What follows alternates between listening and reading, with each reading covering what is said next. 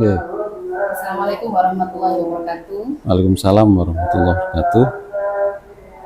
Terima kasih Pak Edi sudah berkenan meluangkan waktu bagi kami untuk melaksanakan wawancara dalam rangka memenuhi tugas CGP Angkatan 7 ini di demonstrasi kontekstual, yaitu pengambilan keputusan sebagai pemimpin. Mohon berkenan Pak Edi untuk menjawab pertanyaan kami ini. Iya. Oke. Untuk pertanyaan yang pertama, monggo Bu Abi. Terima kasih Bu Licin Pak Edi terkait pengambilan keputusan. Ini biasanya ada dilema etika sama rujukan moral nih Pak Edi. Mungkin Pak Edi selama menjadi kepala sekolah dalam kurun waktu berapa lama Pak Edi sudah jadi kepala sekolah? Berapa tahun ya? Mulai 2011. 2011. Itu sudah 10 tahun lebih. 12 tahun. 12 tahun. 12 tahunan. Pastinya banyak masalah-masalah atau kasus-kasus yang bisa terkategorikan sebagai dilema etika atau rujukan moral gitu Pak Edi. Bagaimana selama ini Pak Edi dapat mengidentifikasi kasus-kasus atau masalah-masalah tadi yang itu termasuk dilema etika atau rujukan moral? Ya. Di sekolah itu kan banyak permasalahan ya, baik permasalahan yang berhubungan dengan murid ataupun yang berhubungan dengan guru. Ada beberapa yang masuk dilema etika, ada juga yang termasuk bujukan moral. Dari beberapa kasus-kasus tersebut, ya kita identifikasi apakah masuk bujukan moral atau dilema etika. Kalau dilema etika itu kan suatu kebaikan di satu sisi dan kebahagiaan di sisi yang lain, itu berbeda kepentingan, sama-sama baik kita jalankan, akan tapi kepentingannya berbeda. Mana yang kita pilih? Nah, itu kalau dilema etika. Kalau bujukan moral sebenarnya mudah kita membedakan. Kalau bujukan moral itu pokoknya yang ada yang sesuai aturan, ada yang tidak sesuai aturan, kan begitu. Ada yang sesuai undang-undang, terus kemudian ada yang melenceng, terus tidak mau menjalankan sesuai permen atau undang-undang tersebut. Itu kalau mengidentifikasi itu tinggal. Terima kasih Pak Edi. Selanjutnya mungkin Pak Edi tahu bagaimana cara Pak Edi menjalankan pengambilan keputusan di sekolah ini, terutama untuk kasus-kasus di mana ada dua kepentingan yang sama-sama benar atau sama-sama mengandung nilai kebajikan tadi. Bagaimana menjalankan pengambilan keputusan? Kita saya dalam mengambil keputusan itu tidak sendiri, karena pemikiran satu orang itu berbeda dengan pemikiran orang banyak. Kadang-kadang menurut kita benar, menurut orang lain salah, kan itu. Jadi saya biasanya saya minta pendapat kepada Wakasek atau dan urusan itu, misalkan ada berhubungan dengan siswa, ya kita minta pertimbangan, minta pendapat Wakasek, juga urusan kesiswaan, juga guru BK. Misalkan ada dua yang sama-sama benar. Contoh, antara anak ini mau dikeluarkan atau bagaimana. Ada beberapa permasalahan, misalkan ada yang berkelahi ya, ada berkelahi. Terus kemudian ada beberapa anak yang kesalahannya sudah bertumpuk-tumpuk. Nah, anak ini mau dikeluarkan atau dibina. Dikeluarkan, alasan teman-teman itu supaya tidak merembet ke teman-teman yang lain, kan begitu. Alasannya ya benar juga sih. Terus kemudian yang dibina supaya anak ini bisa lebih baik. Nah, dalam memutuskan ini kita harus bermusyawarah dengan teman-teman Wakasek, wali kelas, BK, termasuk orang tua juga kita undang. Karena ada pengalaman beberapa waktu yang lalu, antara pembinaan dan dikeluarkan ini sudah pernah kita laksanakan. Akhirnya setelah kita musyawarahkan dengan wali murid, terus kemudian wali kelas dan teman-teman yang lain, baik Wakasek maupun urusan kesiswaan dan BK itu kita sepakat untuk dibina akhirnya. Nah seperti itu yang pengalaman yang sudah saya laksanakan, yang pernah saya alami. Baik, jadi melihat kesepakatan rapat di koordinasi tersebut, istilahnya nilai kebaikan mana akhirnya yang diambil, istilahnya membela murid ini dibina yang juga kebaikan itu, ataupun mungkin dikeluarkan dan juga itu sebenarnya kebaikan. Sebenarnya jawaban Pak Edi ini juga sekaligus menjawab pertanyaan ketiga ya Bu Emil ya, langkah-langkah atau prosedur seperti apa yang biasa Pak Edi lakukan. Berarti tadi itu sebenarnya penjelasan Pak Edi sudah menjawab pertanyaan ketiga. Sekalian pertanyaan nomor 3 sudah terjawab akhirnya ya. Karena apa tadi melibatkan guru, urusan, kan, wali murid juga. Itu kalau berhubungan dengan siswa contohnya ya dengan murid. Misalkan guru dengan guru misalkan ada program satu sisi baik, ada program lain juga baik. Nah, sama-sama baik, ini kan kita sulit untuk memilihnya. Ya kita kaji di antara yang sama-sama baik ini, terus kita kaji mana yang prioritas kan gitu. Di antara dua kebaikan ini mana yang prioritas. Kalau misalkan sama-sama program, apakah program-program ini sudah masuk di RKA? Kalau misalkan salah satu tidak masuk RKA, mudah kita laksanakan yang sesuai RKA dulu. Tapi kalau dua-duanya sama-sama masuk RKA, ya kalau ini yang bingung. Ya kita sambil lihat dulu di schedule itu mana yang programnya lebih dulu, bulannya lebih dulu gitu ya. Triwulan mana yang masuk triwulan ini, triwulan itu dan seterusnya. Nah, yang sulit itu kalau sama-sama di triwulan ini sama-sama baiknya. Nah, itu yang sulit. Nah, harus kita kaji lebih mendalam lagi dengan skala prioritas itu.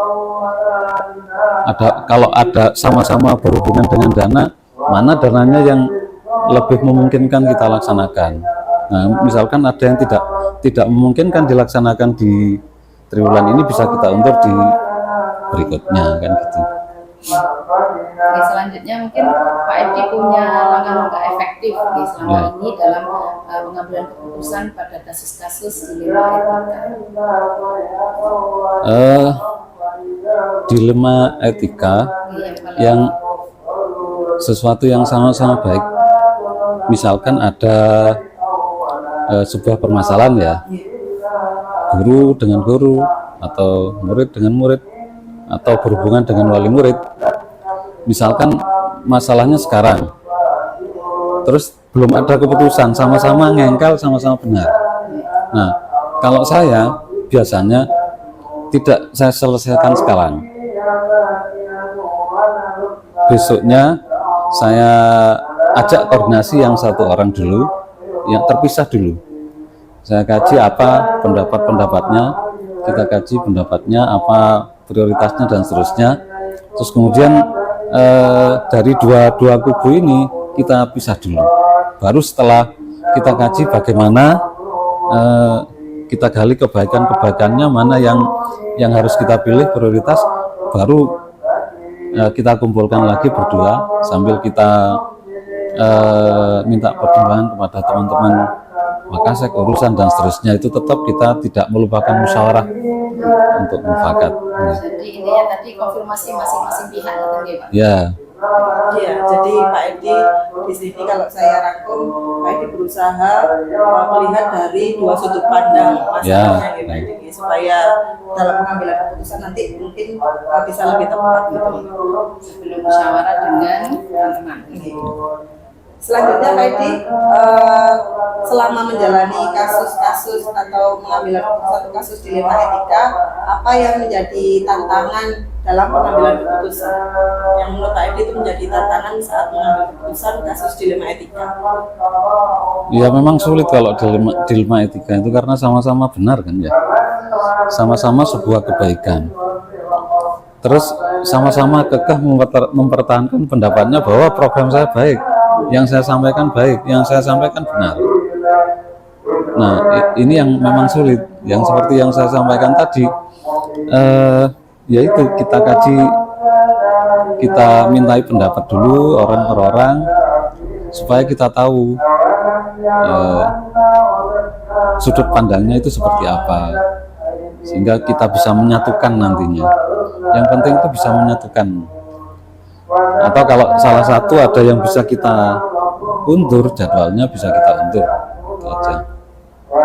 Jadi tantangannya ini kepada Itu personnya ya Pak ya. iya, Misalnya menemukan sudut pandang yang pas itu ya Pak Emil. Itu yang sulit, ya, yang sulit karena sama-sama benar. benar gitu. Nilainya sama-sama baik itu tadi, jadi menemukan yang tepat gitu ya, sudut pandang yang tepat dalam pengambilan Ya. keputusan itu Ya, yang susah itu kalau memang dua kubu saling kekeh mempertahankan pendapatnya. Nah, itu kan harus nggak ada yang mengalahkan, harus ada titik temu. Ya, itu tantangan terbesar. Kalau yang berhubungan dengan murid, nah, kalau orang tua tidak terima itu yang susah. Ini juga tantangan terbesar untuk menyadarkan orang tua bahwa apa yang dilakukan sekolah itu untuk kebaikan putra putrinya. Jadi yang merupakan tantangan juga ketika ada orang yang menentang keputusan kita ya Pak ya. Ya. Sudah diputuskan di sekolah misalnya sepakat mufakat Ya. terus ditawarkan ke wali murid menolak, itu juga tantangan gitu. Tantangan. Terus selanjutnya mungkin Pak Edi punya jadwal khusus gitu ya untuk sebuah penyelesaian dilema etika. Apa langsung diselesaikan di tempat atau memiliki sebuah jadwal untuk menyelesaikannya, bentuk atau prosedur seperti apa yang mungkin Bapak akan Ya, seperti yang saya sampaikan tadi, hal-hal yang berhubungan dengan dilema etika tidak langsung saya selesaikan saat itu juga. Karena ini pendapat yang sama-sama benar, jadi tidak kita selesaikan saat itu juga. Kalau kita pilih saat itu juga, ada salah satu yang dirugikan, ada salah satu yang tersinggung. Maksud saya itu supaya sama-sama legowo gitu ya. Jadi tidak saya selesaikan pada saat itu, kita pertimbangkan dengan matang apa yang harus kita ambil langkah-langkahnya. Ya, yang saya sampaikan tadi, kita mintai pendapat masing-masing kubu. Bagaimana secara terpisah dulu, baru kemudian kalau kita sudah tahu hal-hal apa yang ingin kita lakukan, baru kita satukan. Jadi tidak, sebenarnya bukan jadwal tapi tahapan-tahapan gitu Pak. Iya, tahapan-tahapan. Tahapan-tahapan penyelesaian masalahnya. Jadi kalau jadwal khususnya belum ada nih Pak? Tidak. Kalau- Tidak ada jadwal gitu nih. Iya, kalau ini kan berdasarkan kasus Iya, ya. berdasarkan Kalau kasus. berdasarkan kasus, apakah kasus itu bisa Ada rutin jadwalnya. ya? Baik Pak Edi. Selanjutnya mungkin adakah seseorang gitu Pak Edi, seseorang atau faktor-faktor yang dapat mempermudah Pak Edi dalam pengambilan keputusan? Istilahnya kayak mungkin ada yang jadi panutannya Pak Edi mungkin ya, atau faktor yang lain. Kadang kan kita kayak punya apa ya, guide gitu ya Pak ya, misalnya Ya. mau nanya dulu ke siapa gitu yang mungkin bisa jadi relevansi pengambilan keputusan untuk Pak Edi. Apakah ada seseorang atau faktor yang lain yang mempermudah Pak Edi dalam pengambilan keputusan? Kalau saya tetap dari internal sekolah sendiri dulu, karena kalau masalah internal itu, kalau menurut pendapat saya, yang bisa menyelesaikan internal sendiri. Jadi terutama dari Wakasek, terus kemudian masing-masing urusan itu sesuai dengan kasusnya. Kalau kesiswaan ya urusan kesiswaan, kalau kurikulum ya urusan kurikulum, kalau humas ya terkait dengan humas dan seterusnya. Itu yang saya mintai pendapat terlebih dahulu. Nah, baru kemudian kalau ini belum tidak ada titik temu, misalkan saya ragu-ragu dengan apa yang akan saya putuskan, baru ke pengawas atau pada yang lebih tinggi.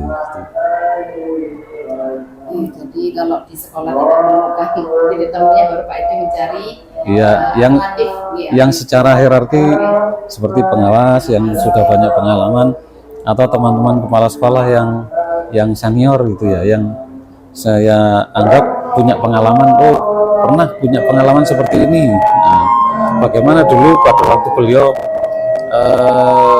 membuat keputusan tentang kasus ini, bisa saya adaptasi meskipun tidak 100%, misalkan 30% atau 50% yang saya ambil kemudian disesuaikan dengan apa yang ada di sekolah.